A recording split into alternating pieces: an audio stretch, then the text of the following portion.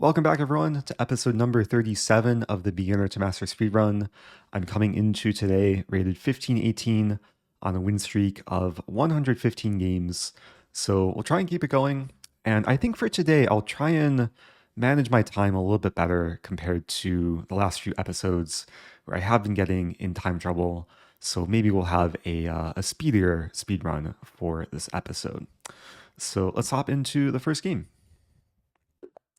First opponent, playing Bill Mon 1, and I'll play Queen's Pawn. We have a Queen's Gambit.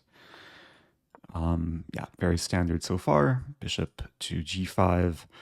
I'll start with knight bd7. This is the beginning of the potential elephant trap if takes, takes, and takes. I did have that in a previous episode. Black would be winning a piece in that line. But here I think I'll go for a Cambridge Springs. And I went for a similar opening in the last episode, but this is really the starting position of the Cambridge Springs. And Queen c2, it's a very natural move for these Queen's Gambit structures, but as far as I know, it's probably a dubious move because of knight e4. I'm already pressuring the knight and the bishop, and the queen also exerts a lot of pressure here. And yeah, here there's a very classic tactic. I can take on g5 and then take on c4. And I'm hitting the bishop and the knight. A lot of players will blunder into this, especially around this rating level. Cambridge Springs is a very venomous opening. So nice start, winning in 10 moves with black. And yeah, just to recap here, after queen a5, there's only a handful of moves that are like decently playable for whites. Those moves are knight d2, bishop takes f6, and c takes d5. These are really the moves that are played at the highest levels. Queen c2, as we saw, leads into some trouble. White should have moved back, but it's then very pleasant after bishop b4 for black. If we go back, another way for white to blunder here is bishop d3, which is a very natural looking move, but this walks into takes and knight e4, and again, white is falling victim to just the knight and the bishop being pressured by this knight and this queen. So hopefully a nice opening lesson to take away from the first game. Let's keep it going into game two. Whoa. Wait, this is new, right? I don't think I've seen that graphic before. Did that come up the first game too? Maybe missed it the first game. Interesting. So anyway, yeah, we're back in normal territory. We have a king's pawn opening this time. A bishop to c4. I'll play bishop c5. Have a standard Italian, not allowing any fried liver. c3, I'll play knight f6. And yeah, there's a few moves for white here. d3 is a more solid Giuoco piano. d4 is a more confrontational line. Can lead into the Greco Gambit, I think also known as a Muller attack. So best move is to take, and then bishop b4 check. And in this position, yeah, knight c3 I believe is a Greco Gambit. And then bishop d2, I'm not sure if it has a name, but it's a slightly more solid move. But white is playing in a gambit fashion here. Now, I played this opening as white several episodes ago, and it's actually an opening that I played a lot when I was younger. My first chess coach taught me this opening from the white side. Best move is to castle here, as far as I remember. And there's some deep theory which happens after castling, and then bishop takes, and then d5, and then bishop f6. But we're not getting into that. Bishop d2, and I don't think this is a move I've seen before, so I'm pretty much on my own here. Of course, my knight is attacked because this knight is unpinned. So I'm deciding between a few moves. There is pawn d5. There's knight takes d2. I should keep in mind I'm up a pawn, so I probably want to simplify. I think I'll go ahead and take the bishop. And I should be maintaining the pin against the knight. Like if queen takes, then the knight is extra pinned. If knight takes, then maybe I'd win the d-pawn. So now, yeah, I could castle, just get the king safe, try and get my rook to the open file. But, I mean, white might be preparing to play pawn d5. So I like the idea of playing pawn d5 first, just preventing white from expanding, also hitting the bishop. And then if... Oh, wait a minute. If takes... Okay, well, that's not going to happen. I think maybe white could have taken there. Because then if I take, there'd be takes. But now I can take the knight. And yeah, my opponent made maybe a newbie mistake with that sequence. Maybe he trusted me a little bit too much that this pawn was untakeable. Now I'm going to win the bishop. So that was probably not the cleanest sequence of moves. But now I'm up a piece, and my king is safe. I'll complete development. I like bishop to g4, very simply attacking the knight, and probably threatening to take and then win the pawn. And it's not easy for white to defend here. Yeah, white's avoiding the double pawns, but I'm going to win the d-pawn. If I take with knight, there is queen takes on b7. So I'll take on d4 with the queen. And position has simplified a ton over the last few moves. Up a knight and a pawn, was hitting b2. So I think now it's a matter of getting my rooks into play. Yeah, white attacks my queen. I'm just going to go for simplification. Queen e4. Wouldn't mind the queen trade here. And I think there's like two strategies to try and win with black. One is to simplify and trade, but another idea is to just try and attack. And that's what I'm trying to do with knight d4, attacking the queen, maybe preparing knight e2 and then knight f4, create some mate threats against the king side. It's also nice because not only am I attacking the queen, I'm defending b7, some discovered defense. And now it's going to be discovered attack. I check the king and attack the white queen. So that worked out really nicely. Okay. Another game. This time it was 20 moves, but relatively quick game. There is, I guess, a moment to address here. When I played, what was it, pawn d5. Yeah, this is not actually a great move. Like, when I played this move, I just assumed the pawn was untakeable because either this or this. But I'm not actually winning material here. Like, if I take on d5, then takes, we're just trading. And white's probably doing fine. White won back the pawn and is attacking c7.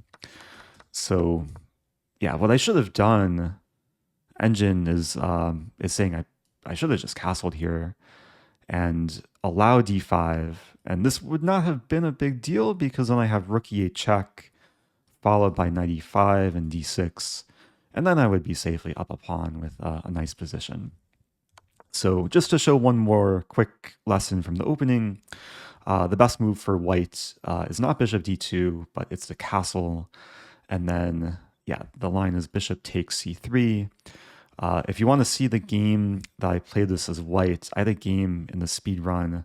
My opponent played knight takes c3, bc, bishop takes c3, queen b3, and there's some really fun lines where white sacks a rook but gets a massive attack against the black king.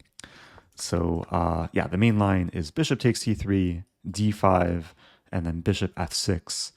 And black saves the bishop, gives a knight, but instead of taking the knight, the best move for white is to play rook e1. And then after knight e7, there's takes and d6.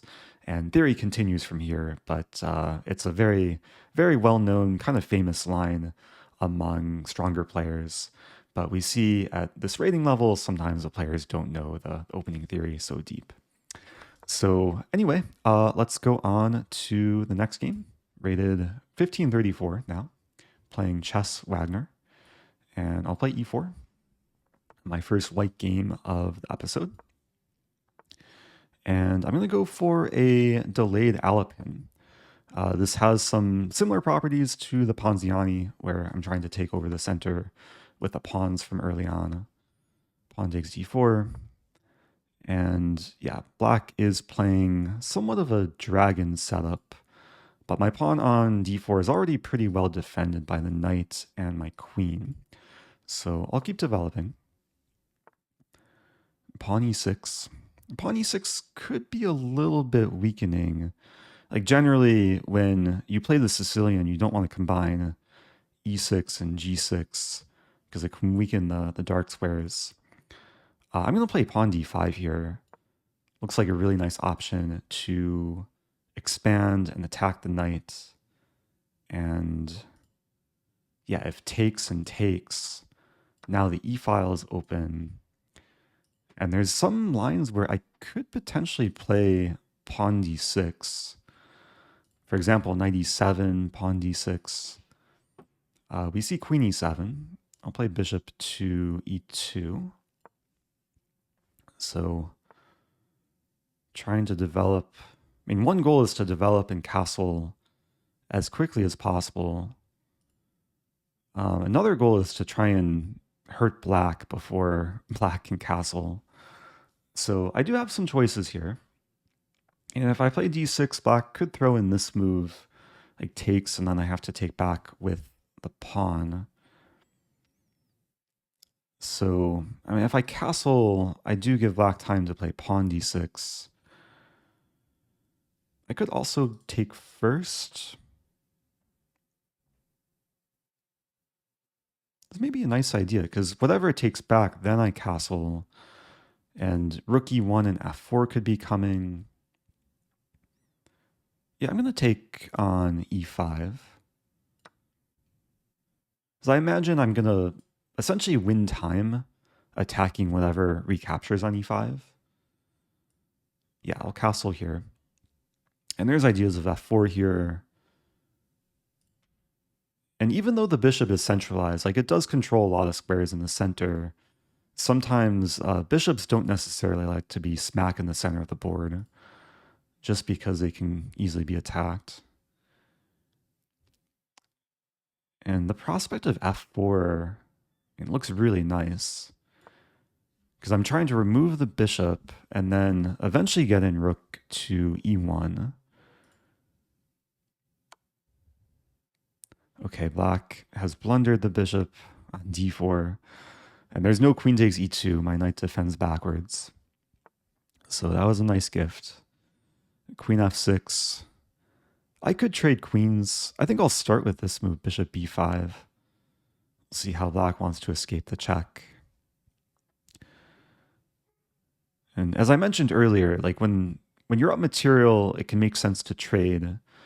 But I think in this case, because my king is much safer than black's king, it makes sense to keep queens on the board. And yeah, that should lead to hopefully some mating attack. Black king doesn't have great shelter for the time being. Looking at rook to e1. There's also bishop e3, which is kind of a nice, sneaky developing move. Because it's not only developing, it's threatening to play bishop d4 to skewer the queen and the rook. And it's not easy to escape that. Yeah, it seemed like black missed a threat there. But even if black saw the threat, like if the queen moved, then I'd still play bishop d4. So this is going very well.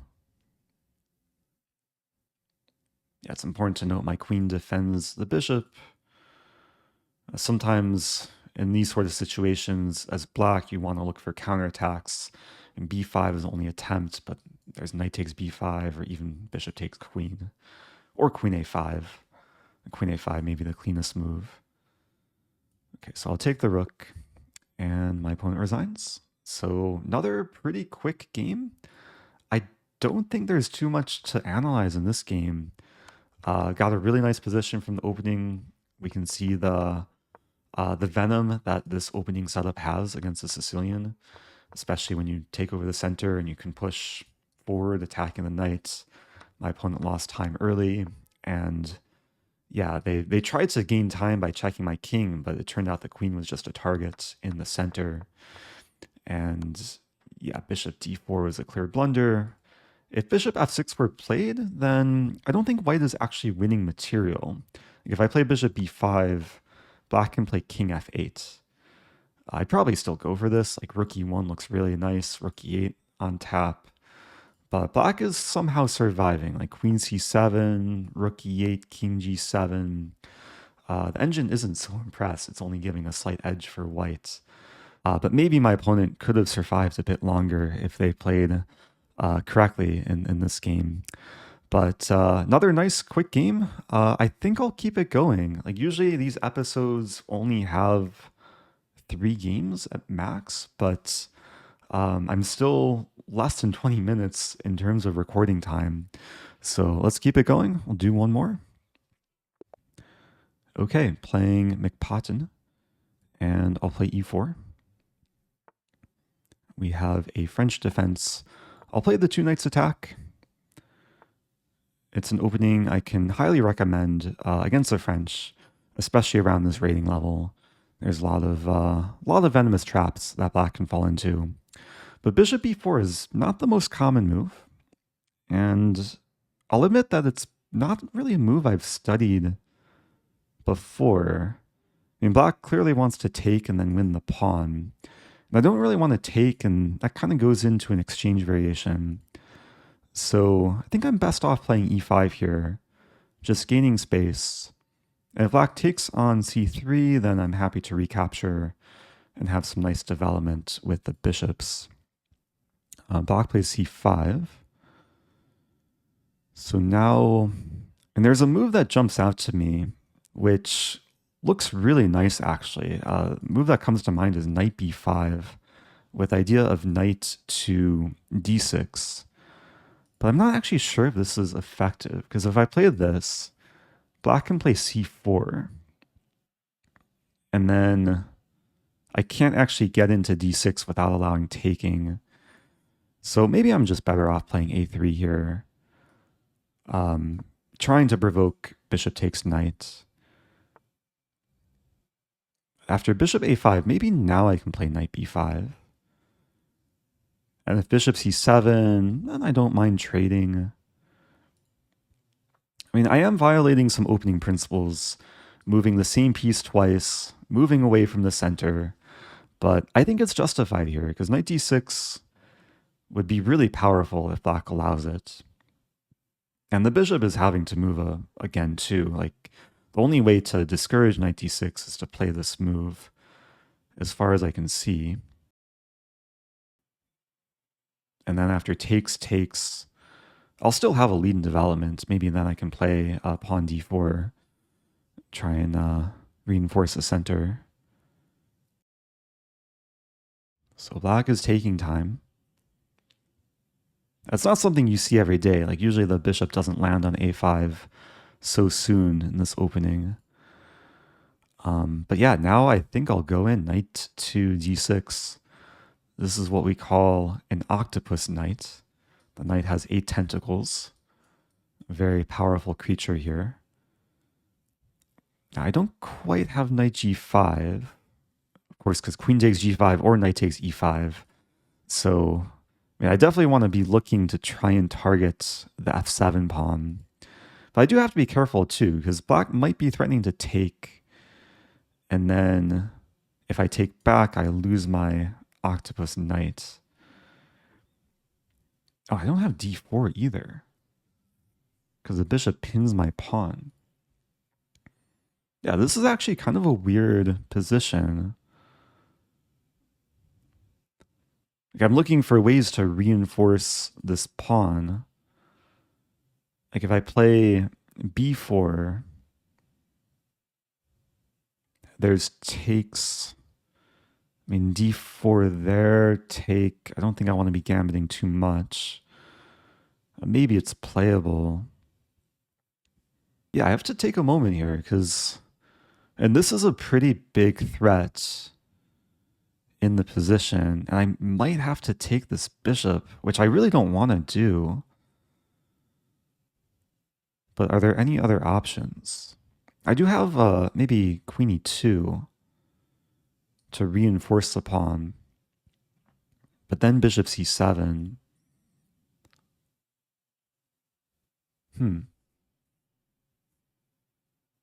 Okay, I have another idea. Is to play pawn b4. I hit the bishop. If pawn takes pawn, I play bishop b2. If pawn takes again, then I can take, and then I have this nice X-ray vision. I think I'm going to go for this. It is a sacrifice. I'm sacrificing a pawn. But I think it's justified here.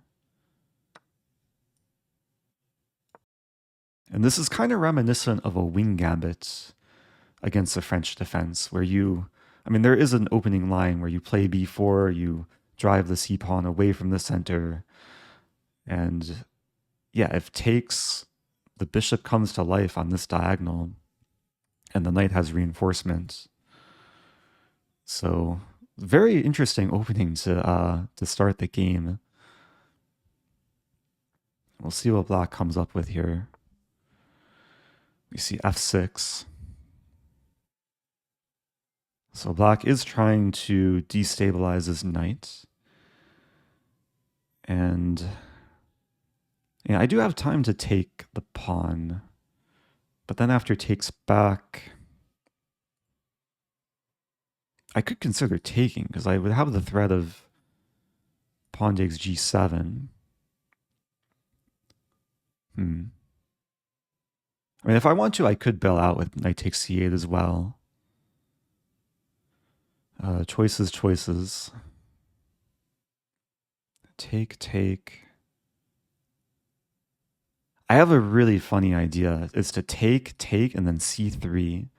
And then take. The queen can't take because bishop a3.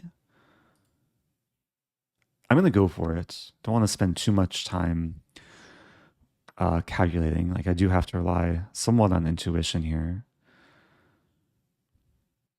This looks a little bit shaky, but it does have the threat of, or the trap of the queen getting pinned. My opponent falls into it.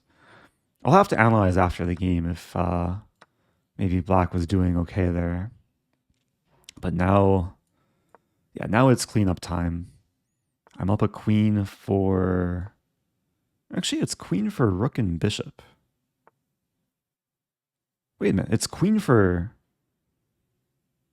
No, it's queen for rook, knight, and 2 pawns? Wait a minute, no, I can't count. Rooks are equal, so it's queen for knight and 2 pawns. I had a small brain freeze there. So this is this is a very winning position. I don't know why I thought I gave away a rook. So the strategy here is to try and open things up, get the rooks into play. There might be cases where my rook can swing all the way over along the third rank. And with c4, I'm trying to make the trade, get the bishop to the more dangerous diagonal. We see bishop d7. I'm going to play queen b1. It's a nice geometric move, double attack. I think I'm going to be winning b7. Always have to be careful moving the queen deep into the opponent's territory like this. But I am attacking the undefended bishop. And yeah, now I'll start cleaning up the pawns. Oh, wait a minute. Okay, I made a small blunder there. I did just allow bishop c8. Maybe moved a little bit too quickly. We'll see if my opponent finds the backward skewer, which they do. Not my proudest moment. I mean, the nice thing about being up a queen for a knight is even if you blunder the exchange, you're still up a queen. It'll be queen for rook, which is still pretty good. I'm happy to simplify too. But yeah, I probably should not have taken on a6 with the rook there. It seems like my opponent is maybe hesitating to take the rook. Doesn't take the rook. So, I mean, let's expand first. Hitting the rook on d6. If takes, I'll take the rook. This is going to lead to a lot of exchanges because takes, I'll take.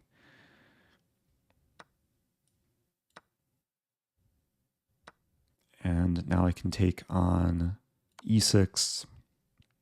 Maybe there's some potential for a smothered mate. I'm hitting the bishop, but I'm also threatening a very classic force mate with knight f7, knight h6. Hopefully it plays out.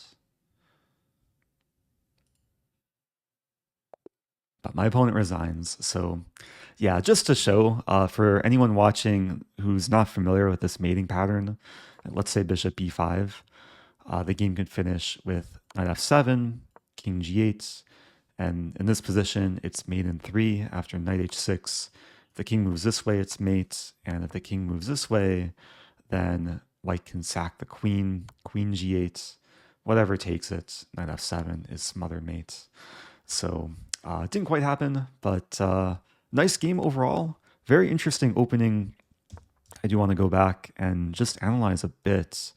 After bishop b4, oh, the engine is saying a3 is best immediately, with the idea that after takes, there's takes, knight g5, attacking both pawns. Actually, good position for white, having the bishop pair, king is on the open file. But yeah, I didn't go into that. Have to keep that in mind next time I encounter this move. But instead we went for a very interesting line. After knight b5, my knight got to d6. And yeah, it's a position where it looked good for me, but the knight on d6 was not the most powerful creature as I hoped. But after b4, yeah, it was really, really spicy. f6. Engine is saying I should have taken on c8 here. Let's see, after takes, c3. Yeah, this was still playable. And after takes, black is doing okay, but of course the pawn was poisonous. I mean, whenever you're considering moving your queen to a square where it's aligned with your king, you really have to have some danger levels. My opponent did not take enough time there. So according to the engine, black should have played king to f7. I would have played bishop a3, and it would have been a really weird situation where white's down a pawn, but it's not easy for black to win this d6 pawn. And yeah, the engine says it's close to equal, maybe a small edge for black. Who knows what would have happened here. But yeah, another fun game for this episode. I think I will wrap it up here. Thanks everyone for watching. Hope you guys enjoyed the games. As always, if you have questions, do leave them below. And if you like the content, do subscribe. It does help the channel. And I'll see you guys soon.